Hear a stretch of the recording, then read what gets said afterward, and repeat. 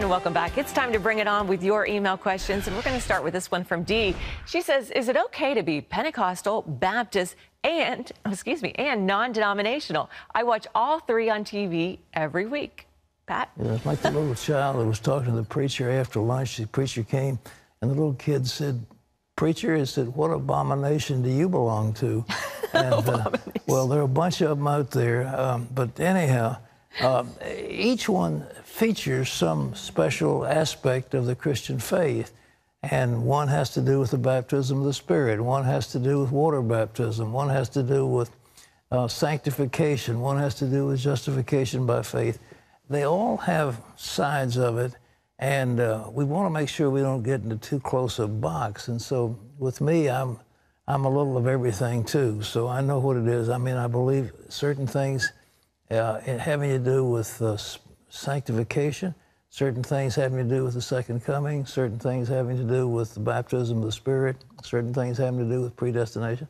And I believe a little bit of all of it. And I think there's nothing in the world wrong with it, because there are many facets of the gospel that we need to embrace them all right? My grandparents were Baptists, yeah. Southern Baptists. My parents were Presbyterian, or are Presbyterian, and I'm non-denominational, and I'm like you said, and I think that's why there's so many non-denominational churches. They don't want to get in a little narrow box, because the gospel is much broader than that. It really is. All right, Tommy says, why do all of you Christians spend your entire lives praying and serving something you don't truly know even exists?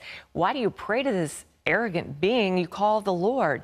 Why do you let something that doesn't apply to any of your five senses, such as touch, smell, taste, hear, and see, control your entire life? Well, that's quite a statement from an agnostic. You know, I think it was Louis Pasteur. Somebody said, well, you know, how do you believe in God? He said, well, I was just talking to him a few minutes ago. I talk to the Lord, and the Lord talks to me, and I see his hand at work all the time.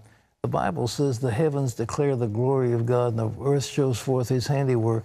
He's here. He's in the very fiber of our beings. And do I talk to him, and does he talk to me? Yes. Is there a still small voice inside of me telling me things? Why do we serve something we can't see and touch? Because there's something much faster. There's a reality. The spiritual underlies everything. What you see, taste, touch is only a manifestation of the inner being, and what is spiritual is what's going to endure. Because that body you're so hopped on is going to die, and it's going to rot in the ground, and you'll turn into ashes. The spirit within you is going to live on forever. That's why us Christians spend time worrying about the spirit, which will live on into the next world forever, okay? Amen. Great answer. Thanks, Pat.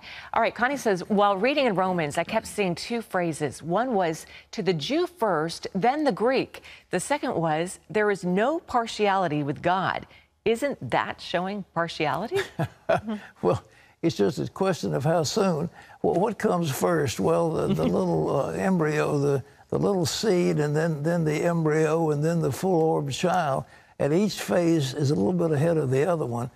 So God's revelation first came to the Jew, gave them some principles, and then that principle was all encapsulated in the writings of the Hebrew prophets and so forth, and then it goes forth to the rest of us. It isn't partiality, it's just giving each one a little head start, and you have to have something to start. And the starting was among the descendants of Abraham, and then from there to the Christians early, and then to the rest of the world, to the Jew first and also to the Greek. It goes from that transit. That isn't partiality, that's just the progression of, like a baby. It's the same thing. Got to start somewhere, right? Sorry, got to start somewhere. All right. Okay, Joyce says, almost daily I hear Christians say that God spoke to them. Then they immediately clarify that God didn't actually speak to me out loud, as though if he did, that would make them weird or crazy. God has spoken to me audibly on several occasions throughout my life. I consider it a great honor that he would do so. But I also know that I can be so stubborn that if he didn't say it out loud, I might not get it. Why do people seem so embarrassed by the idea of God speaking to them audibly? Well, they don't want to seem weird, you know. You say, well, you know, I have a direct line to God, and then, oh, you're some kind of a weirdo. You know, people used to make fun of me. I'd talk to God, and I said, listen, I've worked for this man now for about 50 years. Wouldn't it be strange if you were employed by somebody for 50 years and your boss never told you anything? I mean, if we're serving God for 50 years, of course he talks to us and tells us what to do. And he has many ways of communicating. He communicates through visions, through dreams, through an inner voice, through the Bible, through circumstances, through a lot of things.